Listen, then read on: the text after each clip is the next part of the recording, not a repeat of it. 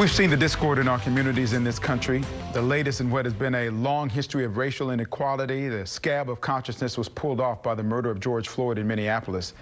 The most recent protests indicating the deep distrust and discord continues to simmer. Seems to indicate no solution in sight, perhaps. So now in Houston, the effort is underway to find some of the answers with the announcement of the Equity Innovation Center powered by Reliant. It's a partnership between Reliant and the YMCA of Greater Houston to provide educational resources, workshops, and more to address racial inequities and biases. Elizabeth Killinger is the president of Reliant, which is committing $100,000 over the next 2 years to get things started. Steve Ives is the president and CEO of the YMCA of Greater Houston. Full disclosure, I've known Elizabeth for many years through our work with the March of Dimes, and I'm current chair of the board of the YMCA of Greater Houston, which will host this center. So I've got a vested interest in all of this. Elizabeth, talk about why Reliant is interested in being a partner in getting this off the ground. Well, on the outside, most people know NRG and Reliant as the energy company, but our true power, it comes through the diversity of our team. And as we power, protect, and simplify life in our communities, we also provide funding and resources through our diverse team so that we can make a difference. And we really are committed to doing our part. And when George Floyd passed away in front of us and all of the discord began, we recognized we wanted to be a part of making a difference. And so we reached out to some of our current partners, and really one of the first with the most developed program was the YMCA. And so in addition to committing to making our own workplace better, we also wanted to make the community better. And so together with the YMCA, we feel like we can lead the way right here in Houston, the most diverse city in the country. You're right about that. Steve, talk about where this concept came from and what you hope it'll accomplish.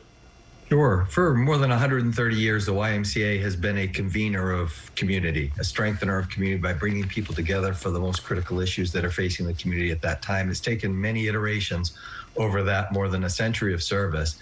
This is just the next chapter in all of that. We've been actively involved in raising awareness and elevating both internally with our staff team as well as the youth we serve, just this conscience, if you will, in the community that I think is going to be necessary in order to get us to the thriving kind of community we all imagine for the Greater Houston area.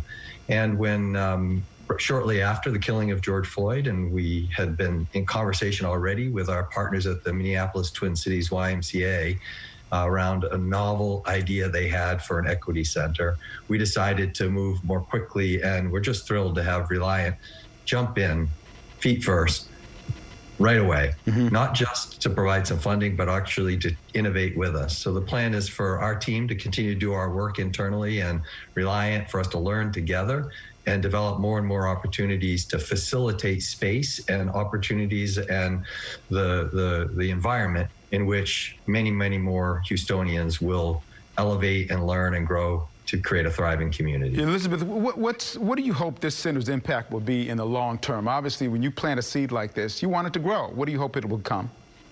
We really want to create a more inclusive and equitable and stronger community. And we feel like with the YMCA and their experience, not only here in Houston, but in other communities, that we really can make a positive change, not just near term. I mean, we do want to make a change near term and in the summer of 2020, but also for the long term and most importantly, for generations to come. If we can plant these seeds and make these improvements, that we can leave our legacy and leave our community better than it is today. I know I was reading there's going to be several phases. That this first phase is internal, where the Y is going to be doing what it needs to do internally to figure out biases and those kinds of things. And Steve, beyond that, how is it going to look? Is it going to be expanded so that how organizations and companies can be a part of this and they can leave with something positive about being understanding about what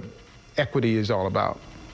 Well, we're going to pilot alongside with Reliant, and that will help us to learn a little bit more about how best to coordinate efforts with other employers. We think that employers with large employee groups who will be the most actively involved with us and the most likely to participate with us. There'll also be some opportunities for the general public, our members, people who just care deeply about creating a more equitable community to engage in some of the workshops and trainings that we'll be providing. So what's the timetable going forward?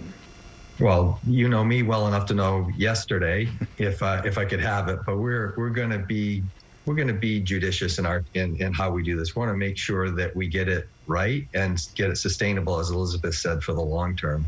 So we're going to take the next 3 months or so really focusing internally, after which we will begin to open up and offer opportunities for others. Elizabeth, it seems to me that this is especially laudable considering that so many organizations, companies, and nonprofits are really challenged right now to survive and thrive. Maybe you're not, reliant as an energy company. People need you more than anything. The nonprofits are having a tough time. Doing this at a time when there's so many cutbacks, it makes it especially purposeful and seems to put it elevated as a really high priority to do this.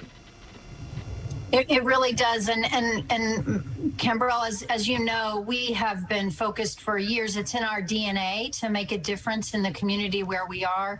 And we really see this as an opportunity to make a difference and find gaps and fill gaps and really help in the community wherever we can. And we can't help everywhere. We can't help everything. But if we focus on things that are critical and are important for this season and do what we can to make a difference. I mean, our hope is that, and we're seeing it, nonprofit organizations around the community figuring out the way to pivot, to operate, to continue to make a difference where it's most important to get through this season to the other side. Because while this is a mountain in front of us, if you know anything about Houston, we will climb over it. We will indeed. Thank you. And that's what we're thinking. Thank you so much for what you do. And great to see you again. Haven't seen you in a while, Elizabeth. Good to see you and know that you're thriving. Steve, I see you too much, but it's good to see you too, my friend. Thank you for what you're both doing. Thank you. Look forward to Thank getting you. this project underway. Look forward to great results along the way as well.